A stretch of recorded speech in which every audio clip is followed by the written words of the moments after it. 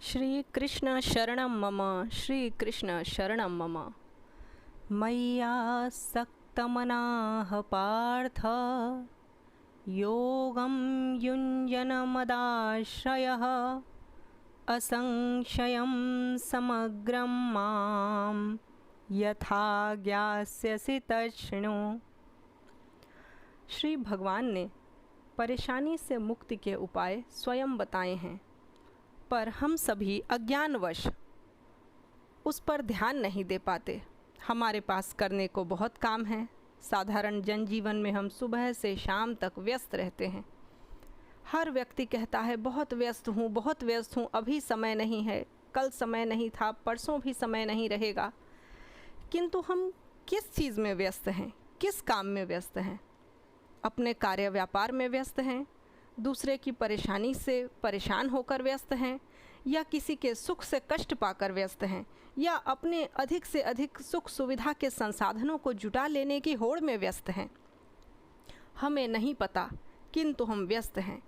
और सही बात यह है, सच्ची बात यह है कि मुक्ति के पथ पर हम अभी बहुत पीछे हैं। मुक्ति का अर्थ केवल जीवन से जाना या जीवन के बाद होने वाली घटनाओं से नहीं लगाया जा सकता। हम जीवन किस प्रकार जीते हैं, जिसमें समय अभाव के कारण, समय की कमी के कारण तमाम प्रकार के तर्क वितर्क करके कोई सही रास्ता, कोई सही काम करने की बजाय जल्दबाजी में कुछ का कुछ मानकर आगे बढ़ जाते हैं। हमारे अंदर धर्म भीरुता भी है, यानी धर्म को मानने के लिए एक भय कि प्रणाम कर लो भगवान को, पूजा कर लो जल्दी जल्दी, कहीं कुछ गड़बड़ ना कर दें भगवान। भगवान बहुत बड़े हैं, ईश्वर बहुत बड़े हैं, सर्वव्यापी हैं, और उन्होंने ब्रह्मांड स्वरूप ईश्वर ने हम सब के मन मस्तिष्क के रूप में, शरीर के रूप में हमें ब्रह्मांड दिया है, किंतु हम अपने ब्रह्मांड को समझ ही नहीं पाते। श्री कृष्ण स्वयं परम ईश्वर परमेश्वर भगवान ने कहा है कि अज्ञानता के वश जो लोग ध्यान नहीं दे पाते, मुझ में आसक्त होते हुए भी अपनी आसक्ति का अर्थ और भाव नहीं समझ पाते, उनको बताने के लिए ही अनन्य महाशास्त्र से श्रीमद् भगवद गीता के रूप में, स्वयं उनकी वाणी के रूप में हमें उनकी कृपा और प्रसाद प्राप्त है।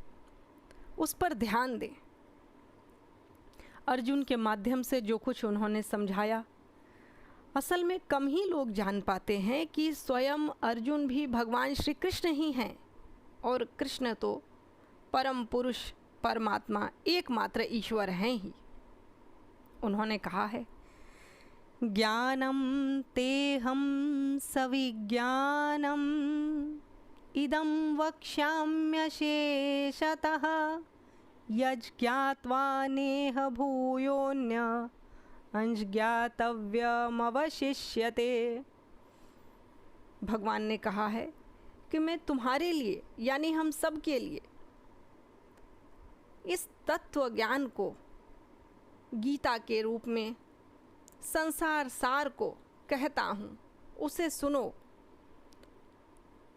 इसको समझ लेने के बाद आसक्ति, ईश्वर में आसक्ति, यानी प्रेम, प्रेम का ही चरम आसक्ति है। कई बार हम उसको मोह समझ बैठते हैं, किंतु ईश्वर के प्रति जो आसक्ति है, प्रेम है, वह मोह नहीं है, क्योंकि उसके बाद लेश मात्र भी कोई मोह, लोभ और इनसे उपजने वाले राग और द्वेष जन्म नहीं ले पाते। तो उन्होंने कहा है, इस पर ध्यान दो और इसे जान लो। जब तुम कहते फिरते हो कि नारायण की इच्छा के बिना पत्ता भी नहीं हिलता, तो फिर यह सब क्या हो रहा है?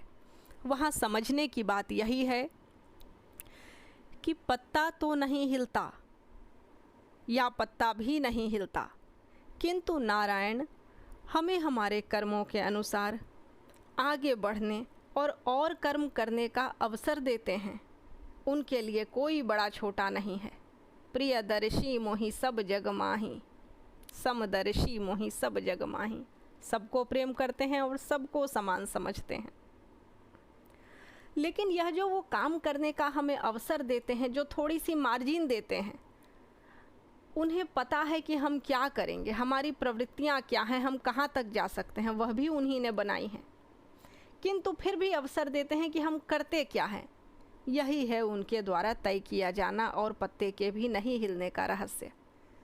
अगले भाग में मैं इसको और विस्तार से कहूँगी। नारायणं शरणं गच्छामि, नारायण शरणं मम, नारायण शरणं मम।